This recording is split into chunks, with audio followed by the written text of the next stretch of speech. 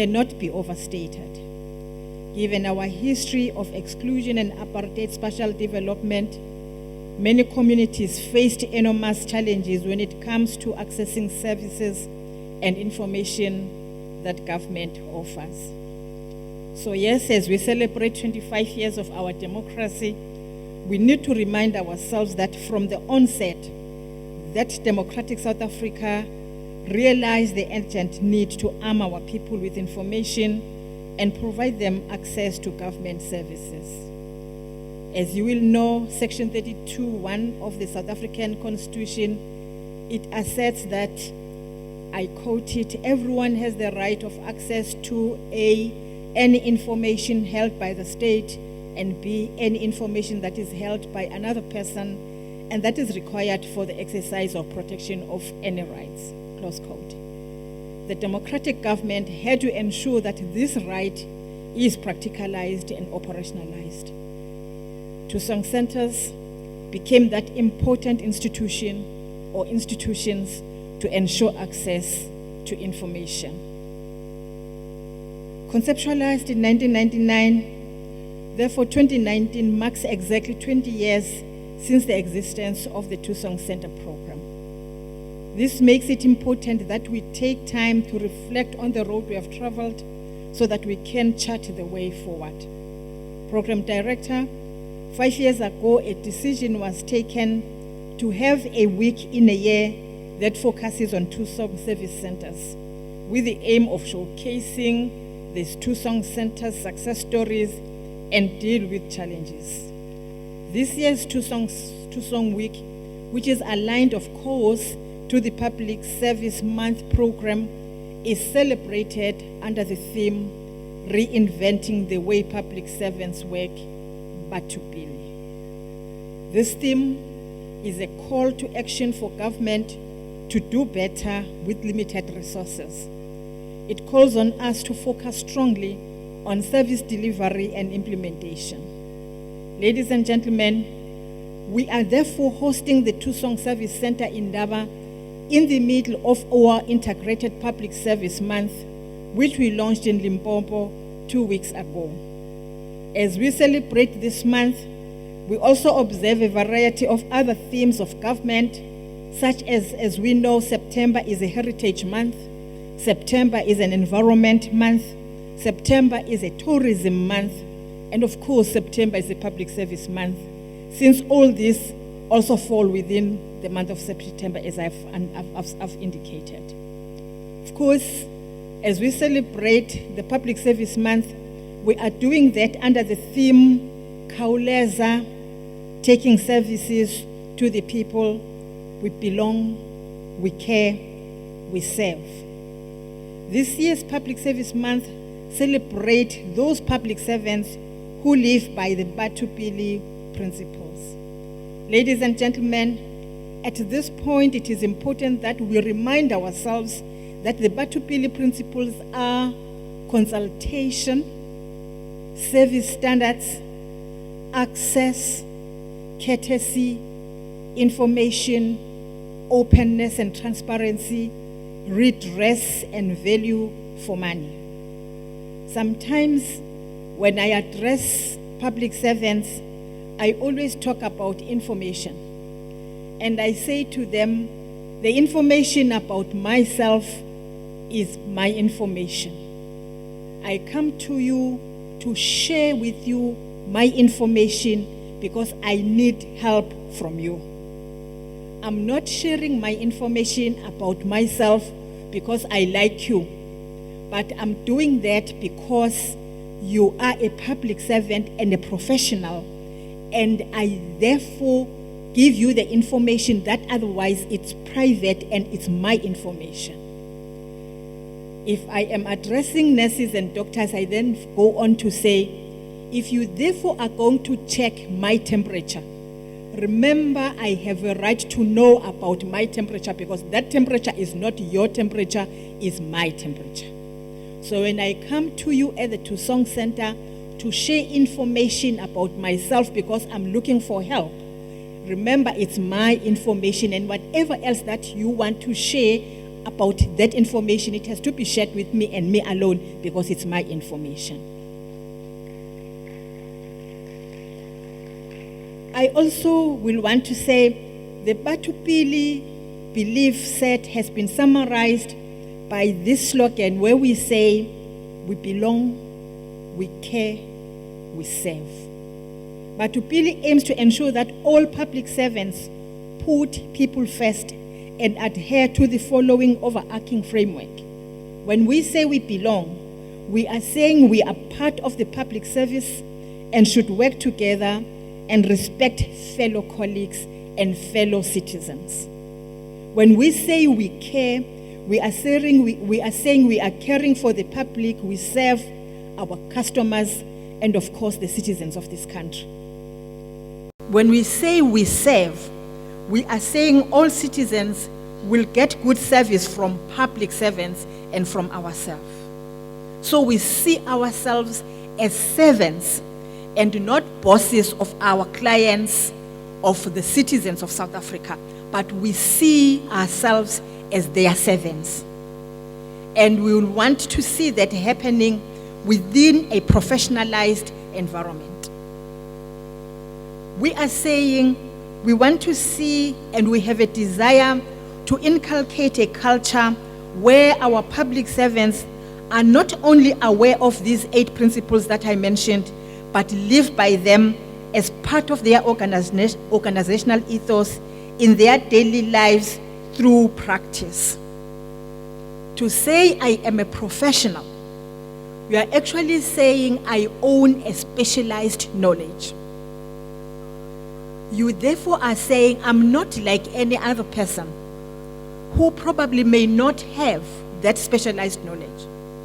You are saying over and above going to primary and secondary education, I proceeded to acquire highly specialized knowledge that therefore makes me a professional.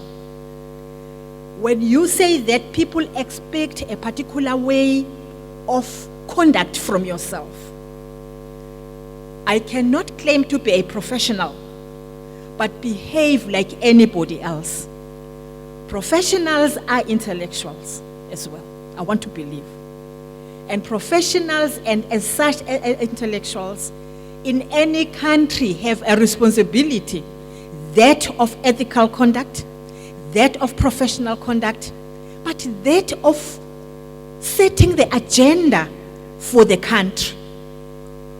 If in South Africa we are talking about anything that is useless and that is not taking us forward, sometimes we've got to pause and say, where are our intellectuals and where are our professionals?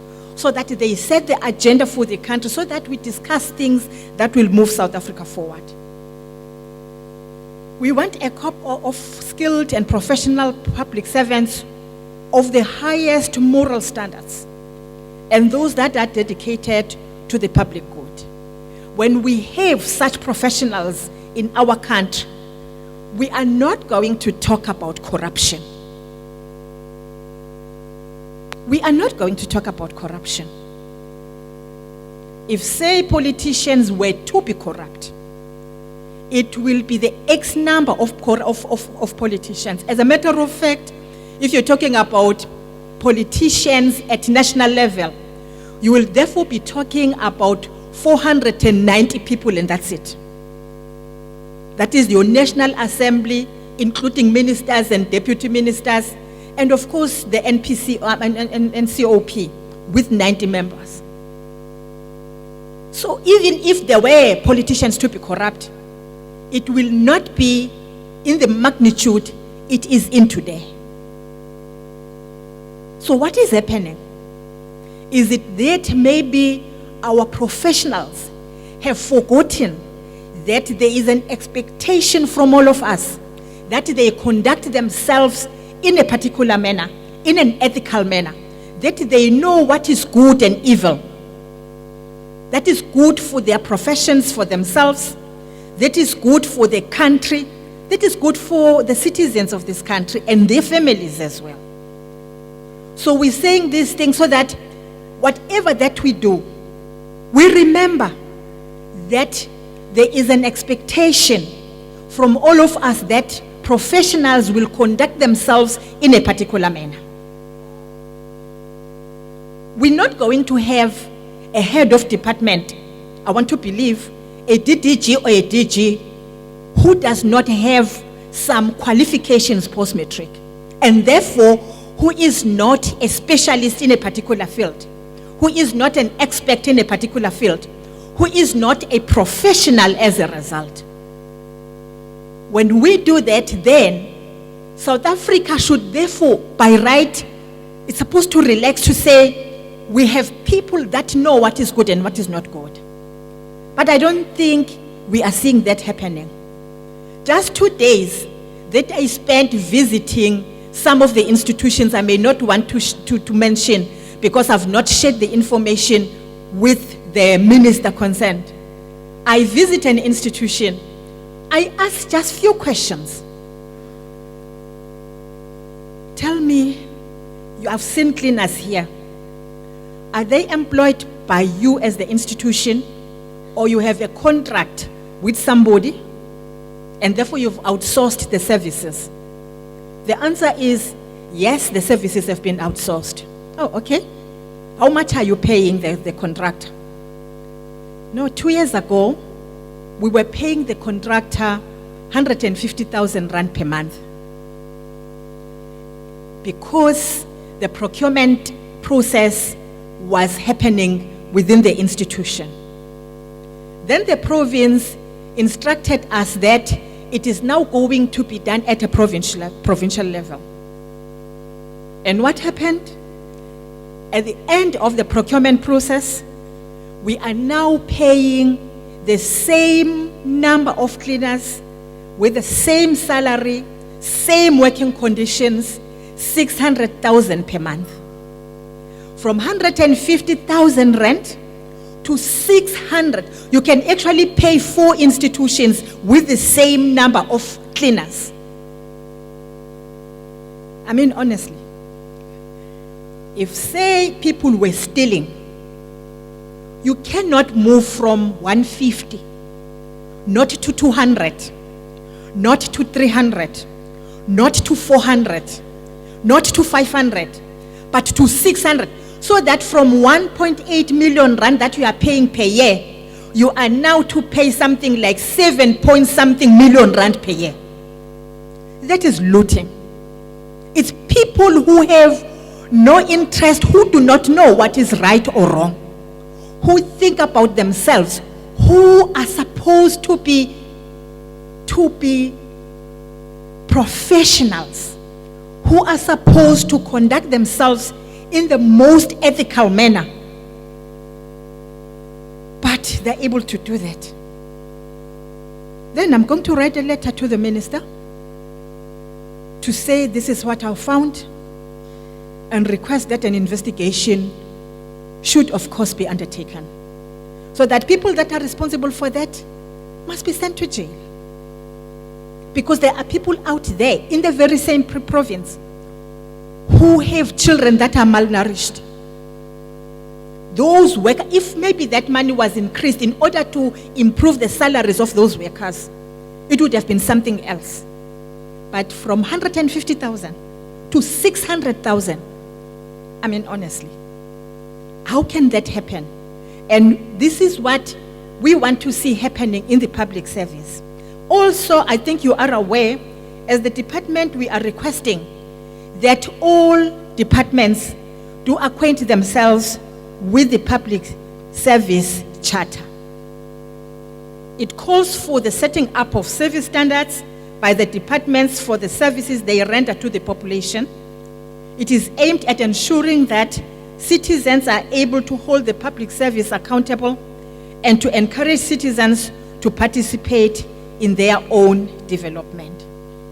Program Director, and therefore Thusong service centers and the very nature of the work they do should adhere to the Ple Principles. The entire thrust behind the development of these centers is to give marginalized communities access to information and services in a cautious, open and transparent manner. as per the Ple Principles. These centers should be a platform for government to listen to our communities and also give them answers to their queries, especially about programs and services that are aimed at improving their lives. In our efforts against gender-based violence, for example, it should be the Thusong service centers that give vulnerable women and children access to information that they can use to protect themselves from gender-based violence, for instance. These centers should also give them information on the services that are rendered by Thuthuzela care centers.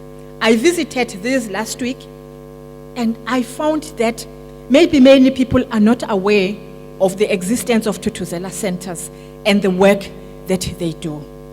And I committed to meeting with Minister Arcola to share this information with her as the chair of JCPS cluster.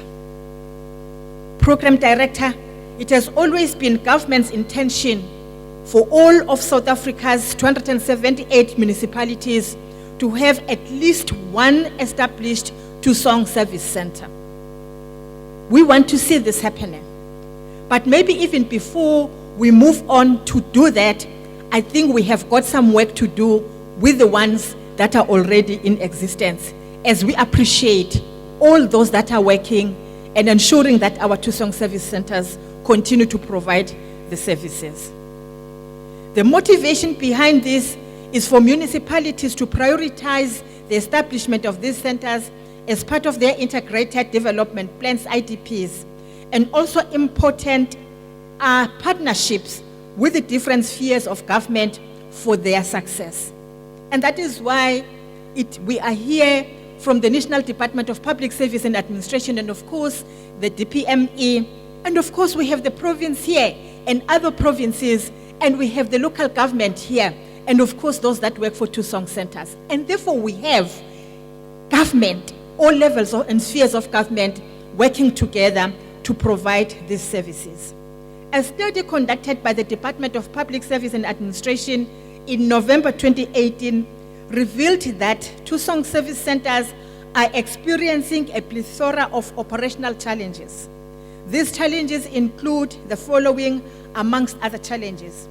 For instance, that when the Thusong Centers or Service Center program was initiated by Cabinet in 1999, almost every type of building available was used by the different municipalities to house these centers.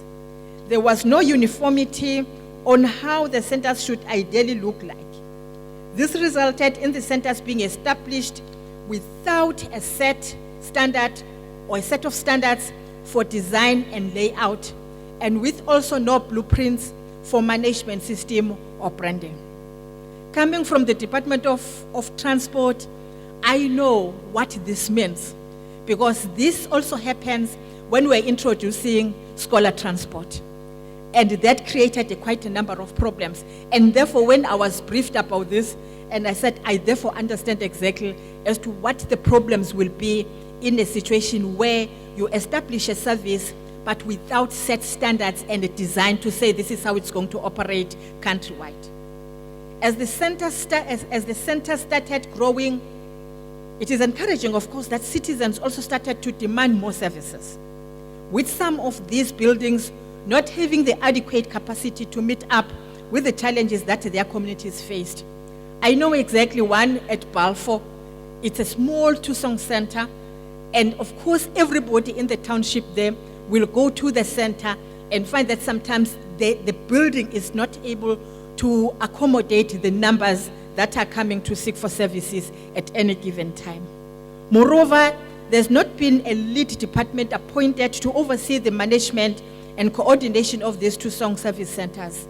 In some provinces, as you are aware, these centers are coordinated by the Department of Cooperative Governance and Traditional Affairs, like here in the Western Cape, but of course leaving the management function to municipalities. In other provinces, the centers are coordinated by the Office of the Premier without funding for maintenance, leaving the responsibility to municipalities. My province, Mpumalanga, is exactly doing that. This creates an environment in which departments then abandon the centers because they have insufficient budget or they have no budget and operational space for them to perform their functions. Because of these, departments also do not pay rent. The centers are not adequately maintained, with some buildings becoming dilapidated because municipalities do not have allocated budgets allocated in their IDPs to maintain these centers. So this Indaba has to deliberate on these challenges and say what are the best solutions. Program Director, as part of our ongoing efforts to ameliorate challenges that Thusong service centers currently face, the Department of Public Service Administration's November 2018 study report mentioned, which I mentioned earlier, makes the following recommendations. Of course, I come from the department, so you will understand if I say the department. The department, we are recommending, the report is recommending, HOD, that the Department of Public Service and Administration should be the lead department that will manage and coordinate the centers nationally. We're not saying we're taking over from, for instance, COCTA, but to ensure integration and coordination, maybe we appoint the department to be the lead department. And of course, I must stress that we are also we need today's input so that we can then prepare a CAP memo if we agree with some of these proposals that we are putting forward. For instance, that we appoint the Department of Public Service as the lead department, but also we prepare a CAP memo that will include all the issues that will be agreed upon in this meeting. If we say DPSA should be the lead department, we therefore say that in that cabinet memo. Also, a service level agreement should be signed with the state information technology. That's what the report is saying, that the service level agreement should be signed with the State Information Technology Agency, SITA, to ensure that the center's functionality rests upon information and communication technology in addressing, thank you very much, in addressing service offerings and taking advantage of the necessary requirements necessitated by the fourth industrial revolution. So that when you talk about that, we therefore have an SLA signed between ourselves and of course SITA. Also that a Thusong Indaba should be held, which I think we are doing today, and this Indaba will chart forward a clear vision for the Thusong Service Center program, ensure provincial buy-in and restore public confidence on the program. And I'm happy that today we have this Indaba. Also, that funding should be requested from National Treasury in order to source the required infrastructure for the centers so that they meet the user requirement specifications of service departments to enable them to operate effectively and efficiently in the centers. The report further says that engagements with the provinces regarding the operational model of the Thusong Service Center program have to be undertaken going forward so that we have at least one model or operational model. The report is also recommending that issues pertaining to human capital should be addressed with center managers appointed at each center. Their key responsibility will be ensuring that the centers are managed and well maintained. And of course, the last one is to say a repositioning strategy should be developed and communicated with all stakeholders through the Thusong Service Center Indaba engagement workshop. Ladies and gentlemen, as you go into your commissions to deliberate further on the current state of Thusong service centers, I implore you to come up with responses to the recommendations made by the DPSA November report that I've just mentioned. I also implore you to come with solutions on how the three spheres of government can work together to ensure that these centers operate optimally for the benefit of our people. Ladies and gentlemen, it will be amiss if I say nothing about, of course, the issues related to the scourge that threatens the peace and stability of our country in a form of the destructive and despicable violence meted against women and children. Shocking reports reveal that the constant abuse and killing of women by men continues to be on the rise in our country. We've seen quite a number of young women being killed by their partners, but many of others are not reported. According to the article, in fact, according to the information that was released by the Department of Police this year, it indicates that violence against women and children in South Africa is indeed increasing. It has spiked, with the country's femicide rate now 5 times higher than the global average. Ladies and gentlemen, it is at this point that I must acknowledge the excellent operation of the Thuthuzela centers, the contributions of our community organizations, the contributions of our civil society, the contributions of our public servants who have to deal with victims of gender-based violence and, of course, their families. When I visited the Thuthuzela Center, both at Port Shepstone Hospital and the one attached to Ingwelezane Hospital, when I left, I was a little bit emotional. Emotional because at Ingwelezane Hospital, you know, it's something else when people say we see children being raped. But it's something else to see a child who is not able to even sit because of a rape by a member of the family. Just there, just that night, at Ngwelezane Hospital, there were 3 adults who were raped, who had been raped women. There were 3 young children who had been raped. One looked like she was about 7, 8. When I wanted to hug her, I could see that she can't even move because of pain. The other one was around the age of 5 years.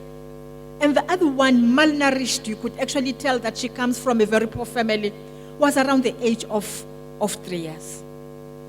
Since when do we see women we can sleep with at the age of 3, 5, and 7 years? At what stage? When? How does it happen that you see a woman, somebody you can sleep with, who is as young as that? What is happening to us as South Africans? I think the marches, everything that we have done, we still have to intensify our efforts to ensure that we bring back that Ubuntu that we used to have in South Africa. I tell people that I come from a family, in fact, my father was a pastor. So we lived in different places. At some stage, we would be in the township, in the city, sometimes in the most rural part of South Africa, sometimes in the farm areas. When we were at the teenage stage, we were living in a small Lutheran church mission where you would have to walk a distance of about 15 kilometers from town to home, walking. Sometimes we'll be coming from school, you'll be walking alone in the afternoon or late in the evening, and you will meet somebody, a man who is riding a bicycle alone. You will be so vulnerable. And you know what those men will do? They will ask you as to where you are going. They will give you a lift and offer you a lift on their bicycle. And they will leave you and say, tell your parent that it was so and so who accompanied you. These are the people. And I'm saying we were very young then. Of course, not that ugly. But even a person who maybe developed some interest in you will not take advantage of you, that because it is at night and you are vulnerable, then they will start saying things. They will just know that I've seen somebody somewhere there, and when things are right, I will go and say something to her. But they will never take advantage of us because we're walking that distance. And as such, I can't remember of any rape that was ever reported. Because at that time, men knew that I have to say yes. But even if I say yes, they knew that I am therefore not a sex object. They knew that my saying yes, I love you, does not necessarily mean you can therefore sleep with me. They knew that at that time, it was important that I keep my virginity until I decide, maybe even if I get married, then only then, that of course I can sleep with my husband. What has happened? Where are those men? How is it possible that mothers today are scared to leave their children with their fathers? I'm talking about biological fathers. How is it possible that we'll be talking about girls who are impregnated by their own biological fathers? When does a father see a woman, he can sleep with a woman who is his daughter, but a woman who is young and he is his neighbor? How is it possible?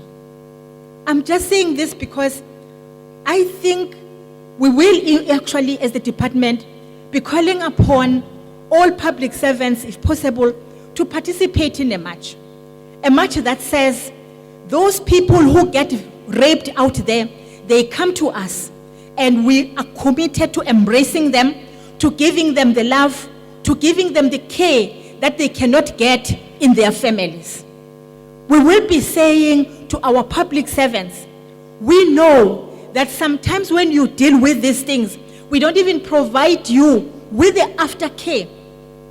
As Konuguti, we know that none you get affected by these things. You know, to see a child who's not able to sit, I still have that picture, it lives with me, of a child who is literally destroyed by a man.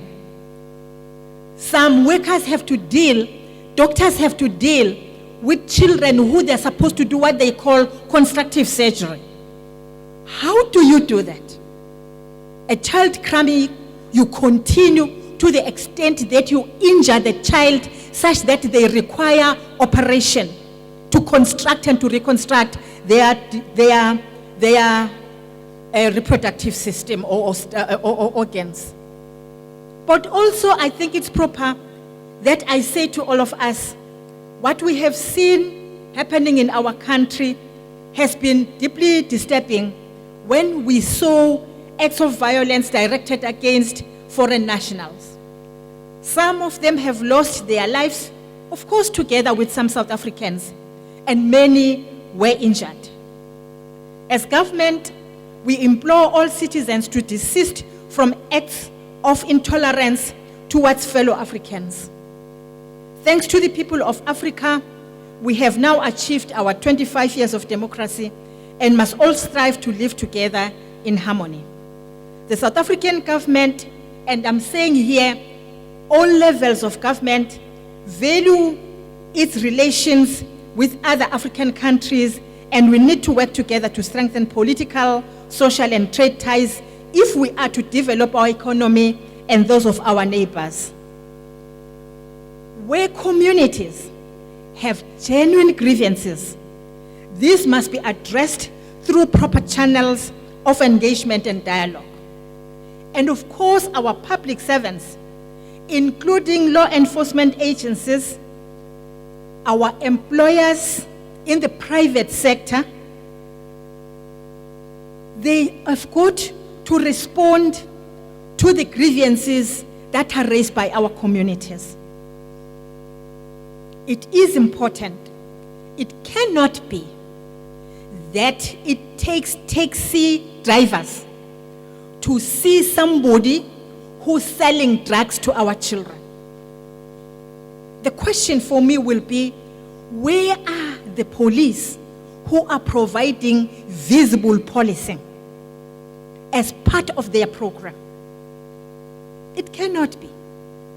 I think there's something that we're not doing very well. I always say to people, when we're complaining about the foreign nationals that are in South Africa, I think we should be complaining about South Africans that have forgotten about something called patriotism. If you stand on the N1 in the early hours of the morning and you stop any bakkie, you stop any taxi that is overloaded coming from Bridge border post, you will find that all the people that are in that taxi are foreign nationals who all of them had no document whatsoever. It will be an unroadworthy vehicle with a driver who does not possess any driving license, nor any passport, nor anything. But they shall have passed through the border post to South Africa. They shall have paid somebody in order that somebody to allow them to come to South Africa. Is it their mistake? Or it is our mistake? We've forgotten about our role. We've forgotten about our patriotism to say we don't have any problem with people who are coming to South Africa. But the danger of having people that you don't even know that they exist, when they commit crime, you can never find them because you don't know that they exist in the first place. And therefore our people, our communities get frustrated. And we are appreciating that. But when that happens, we are saying, please go and report to the law enforcement agencies. Program Director, as I conclude, by working together at this Indaba, we are demonstrating intergovernmental relations at work. 3 spheres of government working together for the attainment of a common goal. Maybe safe to say, for that matter, some people continue to think that we don't work together because maybe it's another political party leading. Tina, as politicians, we know that we contest elections. If you win, I say congratulations. Then we start doing the work. Then we say 5 years later, I will come and challenge you. If you still win or I win, congratulate me. Then we continue doing our work. So we don't have to fight. So we work together as government at all levels and spheres. We are here, therefore, working together for the attainment of a common goal to discuss ways and means of quality servicing our citizens with commitment and by cautiously providing access through our Thusong centers. Let this Indaba commit to ensuring that the true meaning of Thusong, which means a place of help, really becomes that for our people. Program Director, we will achieve all this because we can achieve, we will achieve, and we will succeed. I thank you very much.